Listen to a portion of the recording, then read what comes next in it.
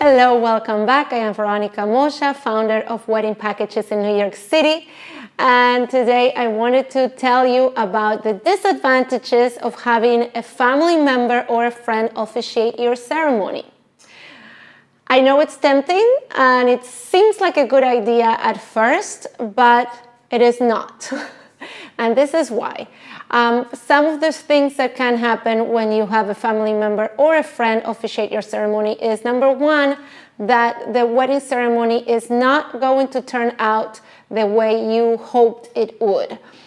What happens is that when the person that's officiating for you, it's a really close person, the emotions are running high, and even though you may think they got it, they know what they're doing, they've done it before, they're comfortable with public speaking, etc., etc., etc., etc., there are things that happen at weddings, during weddings, that nobody can predict and nobody realizes, nobody becomes aware of it until it actually happens, and then it's too late.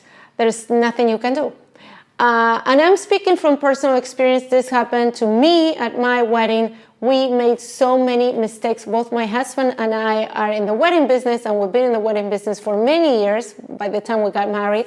And we thought, we got this, we can do this. And so we designed it ourselves, we planned it ourselves, we coordinated ourselves, we appointed friends to do things for us, and we made mistakes.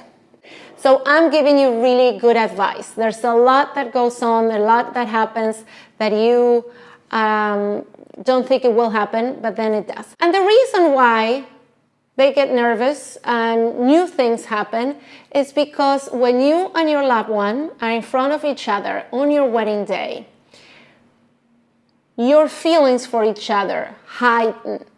They're really prominent. And the person who's officiating for you, in many years, many times it's been me, it's always been me, and I'm speaking from personal experience. For us, who's right there, the one person next to you, we can feel it. Your love and your emotions are contagious. They're palpable. And this creates a reaction in the person who's reading the script or performing the ceremony. And if the person is not a seasoned professional, is not someone who has done this a million times, the emotions that come up could jeopardize the performance big time. And I am telling you this because I've done hundreds, thousands of weddings in the past 12 years, and I feel it. I feel how they affect me. The couple always affects me. So if I was just a tiny bit unsure, and many times I have had tears. Many times I cry and I had to go like this, which is fine. You know, I know what I'm doing. I keep going, and I'm not really, I'm not a key family member or a close friend. So even though I do have emotions, the emotions are contained. But imagine it's someone really close to you and they know you, and they just get all these feelings that are really difficult to control. So that's number one. Number two, you're putting them in a difficult position, giving them a lot of pressure. Because if what I just told you happens to them, if they get rattled at the time off, imagine it's even heightened by the need to perform properly, to do a great job. And now they're feeling threatened by the emotions that are rising and the fact that they cannot perform as well as they thought they would. And all those thoughts and all those feelings are coming up, and you will see. It will reflect in the ceremony. Number three, some of them are not very loud.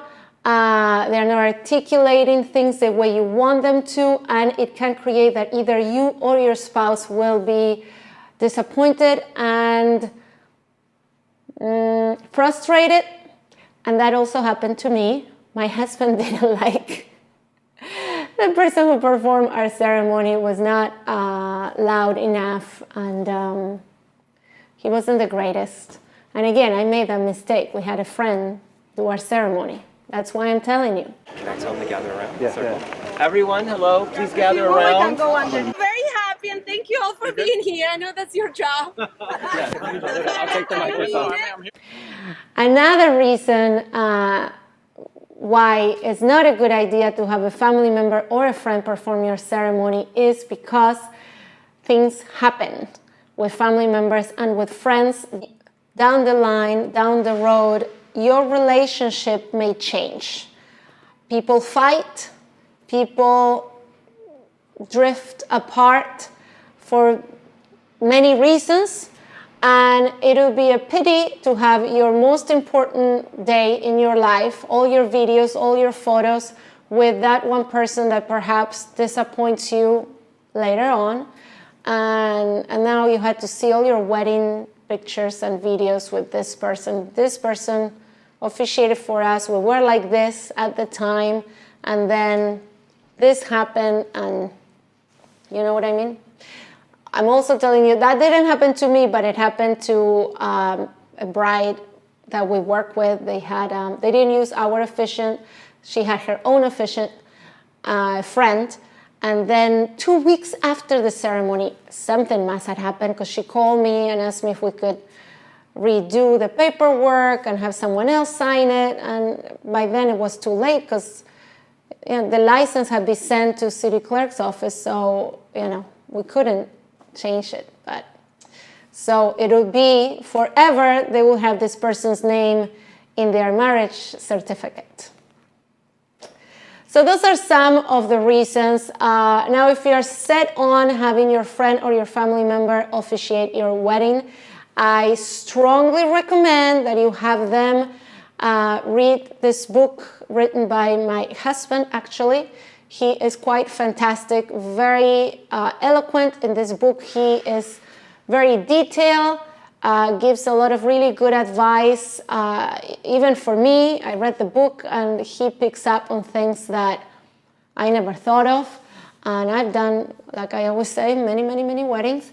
And so this book is very helpful. I definitely encourage you to have them practice in front of a mirror. Think of every possible, worst case scenario. And try to train them and rehearse before. That's what I would do. All right. I hope this was helpful, and please watch next video. See you soon.